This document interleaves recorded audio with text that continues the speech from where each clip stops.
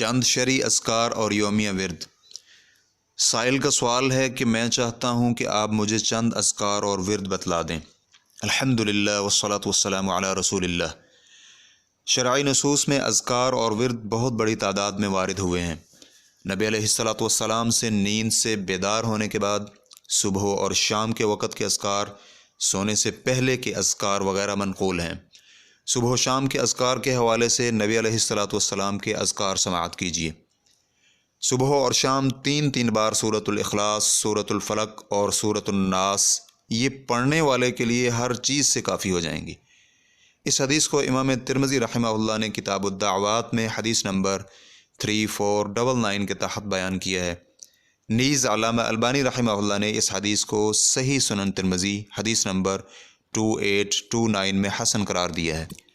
اسی طرح سید الاستغفار پڑھیے اور اس کے الفاظ یہ ہیں: اللہم انت ربی لا الہ الا انت خلقتنی وانا عبدک وانا علی عہدک ووعدک ما استطعت اعوذ بک من شر ما صنعت ابوء لک بنعمتک علی وابوء لک بذنبی فاغفر لی فانہ لا یغفر الذنوب الا انت۔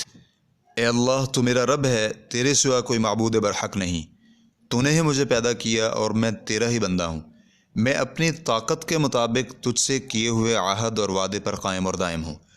ان بری حرکتوں کے عذاب سے جو میں نے کی ہیں تیری پناہ میں آتا ہوں۔ مجھ پر تیری نعمتیں ہیں، میں ان کا اقرار کرتا ہوں۔ میری مغفرت فرما دے کہ تیرے سوا اور کوئی گناہوں کو نہیں بخش سکتا۔ نبی علیہ الصلاۃ والسلام نے فرمایا، جو شخص اس پر کامل یقین رکھتے ہوئے دن کے وقت کہے اور وہ شام سے پہلے اس دن فوت ہو جائے تو وہ شخص اہل جنت میں سے ہے، اور جو شخص اسے رات کے وقت کامل یقین رکھتے ہوئے کہے اور وہ صبح ہونے سے پہلے فوت ہو جائے تو وہ شخص اہل جنت میں سے ہے۔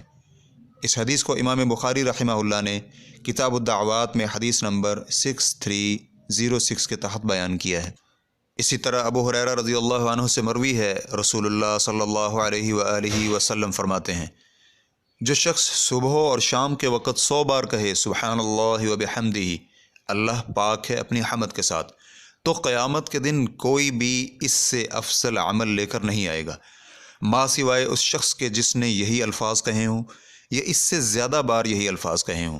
اس حدیث کو امام مسلم رحمہ اللہ نے کتاب الذکر والدعاء میں حدیث نمبر 2692 کے تحت بیان کیا ہے۔ اسی طرح رسول اللہ صلی اللہ علیہ وآلہ وسلم کا فرمان ہے، جو شخص صبح اور شام کو بسم اللہ الذی لا یضر مع اسمہ شیء فی الارض ولا فی السماء وهو السمیع العلیم، اللہ کے نام سے، وہ ذات کے اس کے نام سے کوئی چیز زمین میں ہو یا آسمان میں نقصان نہیں پہنچا سکتی، اور وہی سننے والا اور جاننے والا ہے، 3 دفعہ پڑھے تو اسے کوئی چیز نقصان نہیں پہنچا سکتی۔ امام ترمذی رحمہ اللہ نے اسے کتاب الدعوات میں حدیث نمبر 3388 کے تحت روایت کیا ہے، اور علامہ البانی رحمہ اللہ نے اس حدیث کو صحیح سنن ترمذی میں حدیث نمبر 2689 کے تحت حسن صحیح قرار دیا ہے۔ اسی طرح رسول اللہ صلی اللہ علیہ وآلہ وسلم جب شام ہوتی تو فرماتے، امسینا وامسی الملک للہ والحمد للہ لا الہ الا اللہ وحدہ لا شریک لہ لہ الملک ولہ الحمد وهو على كل شيء قدیر رب اسألک خیر ما فی هذه اللیلة وخیر ما بعدها واعوذ بک من شر ما فی هذه اللیلة وشر ما بعدها رب اعوذ بک من الکسل وسوء الکبر رب اعوذ بک من عذاب فی النار وعذاب فی القبر۔ ہم نے شام کی اور ساری بادشاہی شام کے وقت بھی اللہ کی ہوئی، سب تعریفیں اللہ کے لیے ہیں، اللہ کے سوا کوئی عبادت کے لائق نہیں، وہ یکتا ہے، اس کا کوئی شریک نہیں، اسی کی بادشاہی اور اسی کے لیے ہر طرح کی تعریف ہے، اور وہ ہر چیز پر پوری طرح قادر ہے۔ اے اللہ، میں تجھ سے اس رات کی اور اس رات کے بعد آنے والے ہر لمحے کی خیر مانگتا ہوں، اور تجھ سے اس رات کی اور اس کے بعد ہر لمحے کی برائی سے پناہ طلب کرتا ہوں۔ اے اللہ، میں سستی اور انتہائی بڑھاپے سے تیری پناہ میں آتا ہوں۔ اے اللہ، میں جہنم میں کسی بھی قسم کے عذاب سے اور قبر میں کسی بھی قسم کے عذاب سے تیری پناہ میں آتا ہوں۔ اور جب صبح ہوتی تو نبی علیہ الصلاۃ والسلام صرف امسینا و امسی الملک للہ کے الفاظ کو اصبحنا و اصبح الملک للہ میں تبدیل کر دیتے، جس کا ترجمہ یوں ہے، ہم نے صبح کی اور ساری بادشاہی صبح کے وقت بھی اللہ کی ہوئی، بقیہ دعا اسی طرح پڑھتے تھے۔ اس حدیث کو امام مسلم رحمہ اللہ نے حدیث نمبر 4900 کے تحت روایت کیا ہے۔ ایک اور حدیث میں ہے کہ رسول اللہ صلی اللہ علیہ وآلہ وسلم اپنے صحابہ اکرام کو سکھایا کرتے تھے کہ جب تم صبح کو اٹھو تو کہو اللہم بک اصبحنا وبک امسینا وبک نحیا وبک نموت والیک المصیر۔ اے اللہ، ہم نے تیرے فضل کے ساتھ صبح کی اور تیرے فضل کے ساتھ شام کرتے ہیں، تیرے ہی فضل سے زندہ اور تیرے ہی نام پر مرتے ہیں اور تیری ہی طرف لوٹ کر آنا ہے۔ اور جب شام ہو جائے تو یوں کہو اللہم بک امسینا وبک اصبحنا وبک نحیا وبک نموت والیک النشور۔ اے اللہ، ہم نے تیرے ہی فضل کے ساتھ شام کی اور تیرے ہی فضل کے ساتھ صبح کی، تیرے ہی فضل سے زندہ اور تیرے ہی نام پر مرتے ہیں اور تیری ہی طرف اٹھ کر جانا ہے۔ اس حدیث کو امام ترمذی رحمہ اللہ نے کتاب الدعوات حدیث نمبر 3391 میں روایت کیا ہے، اور علامہ البانی رحمہ اللہ نے اسے حدیث نمبر 2700 کے تحت صحیح قرار دیا ہے۔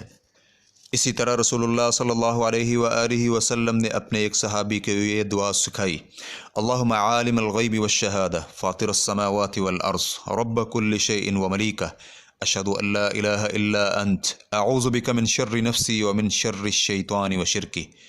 اے اللہ، غیب اور حاضر ہر چیز کو جاننے والے، آسمانوں اور زمین کو پیدا کرنے والے، تو ہی ہر چیز کا پروردگار اور مالک ہے۔ میں گواہی دیتا ہوں کہ تیرے علاوہ کوئی معبود برحق نہیں۔ میں اپنے نفس کے شر، شیطان کے شر اور اس کی شراکت داری سے تیری پناہ چاہتا ہوں۔ اور آپ علیہ الصلاۃ والسلام نے یہ بھی فرمایا کہ اس دعا کو آپ صبح و شام اور جس وقت بستر پر لیٹ جاؤ تو اس وقت بھی پڑھو۔ اس حدیث کو امام ترمذی رحمہ اللہ نے کتاب الدعوات حدیث نمبر 3392 میں روایت کیا ہے، اور علامہ البانی رحمہ اللہ نے اسے حدیث نمبر 2701 کے تحت صحیح قرار دیا ہے۔ اور رسول اللہ صلی اللہ علیہ وآلہ وسلم صبح اور شام کے وقت یہ دعائیں کبھی بھی نہیں چھوڑتے تھے۔